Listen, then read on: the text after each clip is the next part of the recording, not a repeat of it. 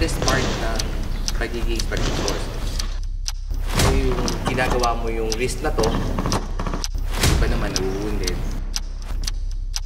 Then yung iba doon, kinakapalit. We need to continue with our mission. Kung titigil kami, sayang naman sacrifices ng mga kasama namin. Magandang araw po sa lahat. Ako po si Codename Vishnu. And I would like to show you everything na ginamit ko personally nung Marawi Siege.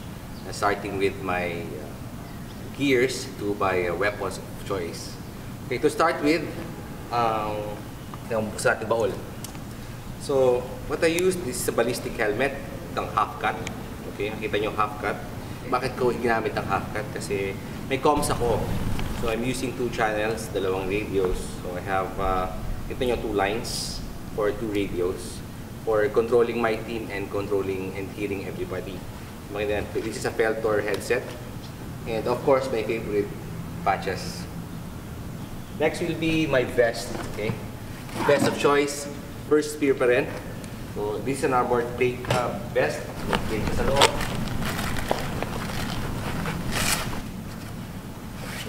May plate. So, maximum na kaya niya is 7.62. Usually, I have 10 magazine clips. So, 2 each. 10 clips. So, meron akong, para sa mag-sides ko, meron akong fast pull, mag pull.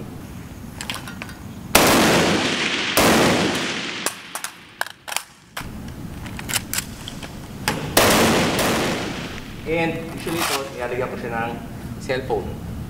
Andito kasi lahat ng comms mo, etc. etc. So ginagawa ko dyan, ginagawa ko lang yan. Tapos, ayan na. Cellphone lang, may mapa ka na. And mga patch na binigay ng mga kasama natin, mga counterparts natin.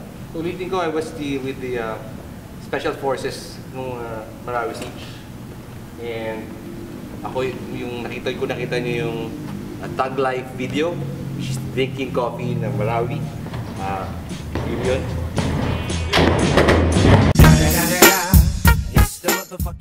Of course, hindi tayo pwede mawalan ng knife, no? So this is a nice knife. Murakini. This is Japanese quality knife. So, importante siya sa pagkat, etc. At may mga kailangan kang hatiin. And of course, ang ating flashlight.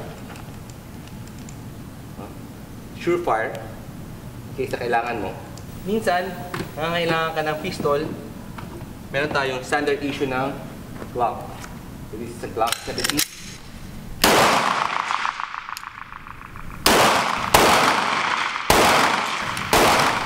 And of course, ang ating boomstick.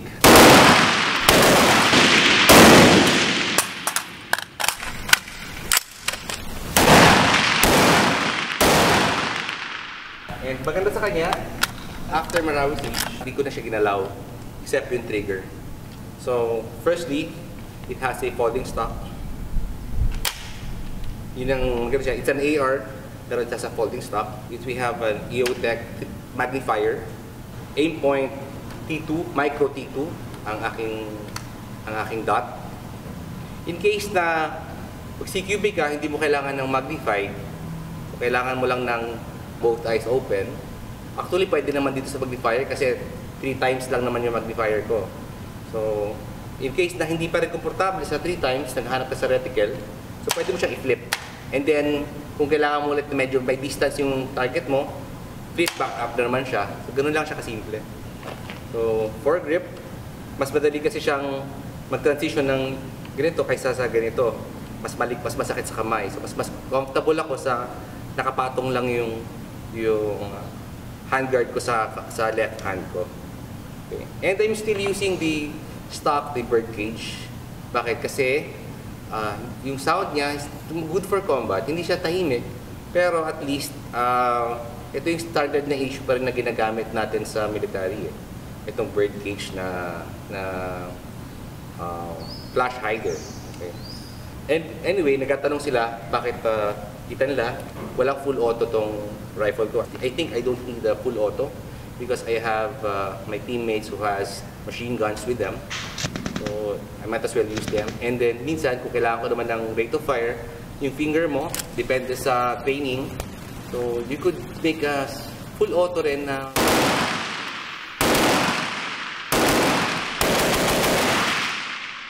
medyo mabagal-bagal compared sa putok ng machine gun. So with all that, maraming salamat sa lahat ng sumusuporta sa ating armed forces, lalo-lalo na sa ating Philippine Army, ating mga elite forces, NAVSO, the MARSOG, the Special Forces, and the Rangers. And also sa mga kapatid natin sa Philippine National Police, ang SAF. No? So maraming salamat sa inyo. Nakita namin yung pagmamahal, pag-respeto at pag-appreciate nung during the Marawi Siege. Nakita namin lahat ng pinapadala nyo, sulat, messages, comments, na nagbigay sa amin ng buhay at lakas ng loob para tapusin ang laban na yon. So, salamat po sa inyong lahat. And sana magtuloy-tuloy po ang suporta natin sa ating sandatahang lakas at ang PNP. Yun lang po, and mabuhay tayong lahat.